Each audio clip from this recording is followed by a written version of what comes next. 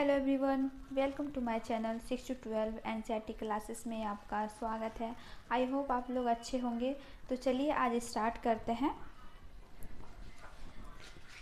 6 class का 10th chapter, जिसका नाम है राजनीतिक विकास। आज हम पढ़ेंगे राजनीतिक विकास। और ये शुभांगी जो दक्षिण यात्रा दिखा रहा है, ये सब ना पढ़ के हम लोग आगे पढ़ते हैं। जो इम्पोर्टेंट है उसको पढ़ते हैं कि एग्ज़ाम लायक हो, ज़्यादा टाइम वेस्ट करके कोई मतलब नहीं है, इसलिए पढ़ते हैं। मौर्य साम्राज्य के पतन के बाद भारत लंबे समय तक यह शासन तंत्र के अंतर्गत नहीं आ सका। कुषाणों एवं सातवाहनों ने कुछ हद तक स्थिरता लाने का प्रयास किया, किंतु वे उत्तर एवं दक्षिण भारत तक ही सीमित रहे। इस राजनीतिक विघटन का सामना करने के लिए मुख्य रूप से भारत में 3 नए राजवंश का उदय हुआ।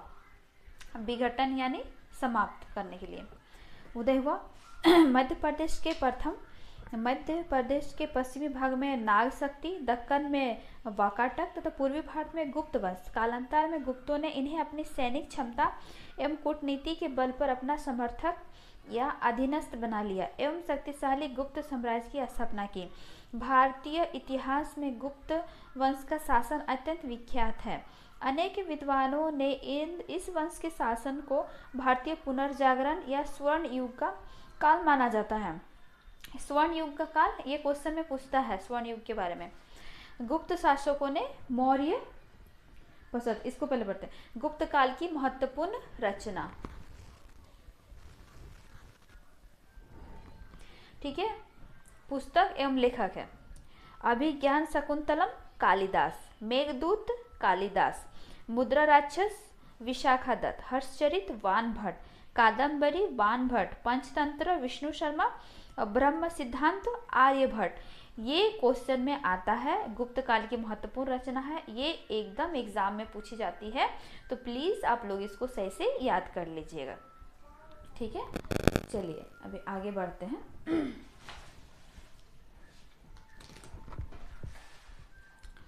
ये पश्चात, ठीक है। गुप्त शासकों ने मौर्य के पश्चात सातवाहनों और कुषाणों के अतिरिक्त पुनः भारत में राजनीतिक एकता स्थापित करने का प्रयास किया। गुप्त काल की जानकारी हमें साहित्यिक एवं पुरातात्विक स्रोत से मिलती है।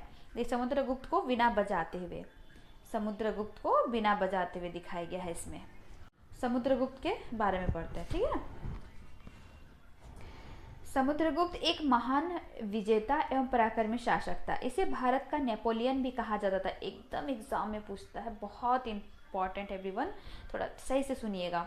भारत का नेपोलियन भी कहा जाता है। समुद्रगुप्त ने गुप्त राज्य की शक्ति एवं प्रतिष्ठा में वृद्धि कर इसे एक साम्राज्य के रूप में स्थापित किया।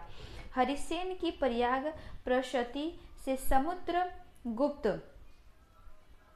के कार्यकलाप का पूर्ण विवरण प्राप्त होता है। इसमें समुद्रगुप्त को महान योद्धा, विद्वान एवं एक कवि के रूप में प्रशंसा की गई है। समुद्रगुप्त ने साम्राज्य की स्थापना के अतिरिक्त प्रशासनिक व्यवस्था कायम कर पूरे साम्राज्य में सुख एवं शांति का राज स्थापित किया, ठीक है। समुद्रगुप्त के बारे में जाने। अब चंद्रगुप्त द्वितीय के बारे में। चंद्रगुप्त द्वितीय के बारे में पढ़ते हैं। समुद्रगुप्त के बाद गुप्त वंश का सबसे श्रेष्ठ शासक चंद्रगुप्त द्वितीय को माना जाता है। शासक अपने बनने के बाद इसने विक्रमादित्य की उपाधि प्राप्त की। विक्रमादित्य की उपाधि किसने प्राप्त की थी? चंद्रगुप्त द्वितीय ने। ये क्वेश्चन पूछा जाता है एग्जाम में। चंद्रगुप्त द्वितीय ने अपने साम्राज्य का विस्तार सैन्य अभियान व वैवाहिक संबंध बनाकर किया। वो कहीं भी सैन्य अभियान, चाहे कुछ भी साम्राज्य को बड़ा करते थे तो वो वैवाहिक संबंध बनाकर करते थे। तो हर एक पड़ोसी देश से वो विवाह करते जाते थे। और वो एक वीर योद्धा, साम्राज्य निर्माता, कुशल प्रशासक एवं निपुण कूटनीतिक के रूप में प्रसिद्ध है। महाकवि कालिदास चंद्रगुप्त द्वितीय के दरबारी कवि थे। ये भी एग्जाम में पूछा जाता है कि चंद्रगुप्त द्वितीय के दरबारी कवि कौन थे? तो महाकवि कालिदास, ठीक है। अब प्रशासनिक व्यवस्था की ओर आगे बढ़ते हैं। गुप्त काल में राजा शासन का प्रधान होता था, जिसे महाराजाधिराज कहा जाता था। राजा की सहायता के लिए एक मंत्री परिषद होती थी। राजकाज में राजकुमार भी उसकी सहायता करते थे। मंत्रियों को वेतन नगद भी दिया जाता था। राज्य की शासन व्यवस्था कई स्तरों से संचालित थी। प्रांत, देश, अवनि या भुक्ति के शासक को उपरेक कहा जाता था। ज्यादातर उपरेक राजकुमार अथवा राज परिवार से संबंधित व्यक्ति होते थे।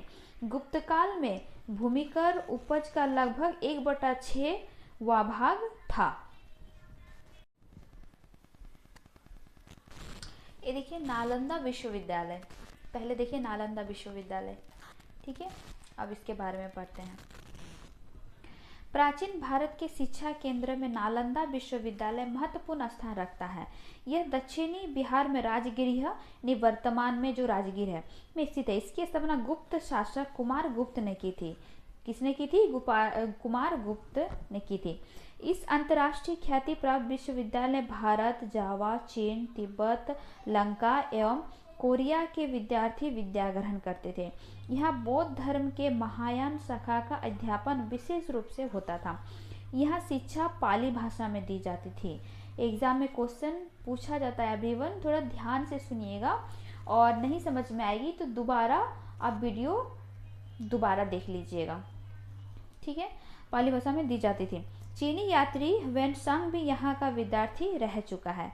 एग्जाम में पूछा जाता है कि कौन से चीनी यात्री यहाँ का विद्यार्थी यानी नालंदा विश्वविद्यालय का रह चुका है, तो कौन था? वेनसांग, ठीक है।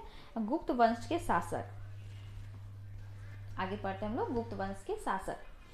हर्षवर्धन के बारे में। हर्षवर्धन पुष्यभूति वंश का महाराजा था। उसने अपनी राजधानी थानेश्वर की जगह कन्नौज को बनाया था। कवि बाणभट्ट ने हर्षवर्धन की जीवनी हर्षचरित में लिखी है। ये भी एग्जाम में पूछा जाता है। चीनी यात्री वेनसांग की यात्रा वृत्तांत से भी हर्षवर्धन के शासन की जानकारी मिलती है। हर्षवर्धन ने 41 वर्ष तक एक बड़े भूभाग पर शासन किया, ठीक है। येलो में क्या कहा जाता है? चीनी यात्री वेनसांग के अनुसार हर्ष की राजकीय आय 4 भागों में बांटी जाती थी। एक भाग राजा के खर्च के लिए रखा जाता था, दूसरा भाग विद्वानों के लिए, तीसरा भाग अधिकारियों और अमलों समूह के बंदोबस्त के लिए और चौथा भाग धार्मिक कार्यों के लिए, ठीक है। Bye bye everyone. First part यहीं तक पढ़ते हैं, सेकंड पार्ट हम लोग बाद में स्टार्ट करेंगे, ठीक है। यहाँ से स्टार्ट करेंगे हम लोग, ठीक है। चलिए आज यहीं तक, बाय बाय। सेकंड पार्ट कल आपकी आ जाएगी तो कल देख लीजिएगा, ठीक है। Like and subscribe, bye bye, thank you.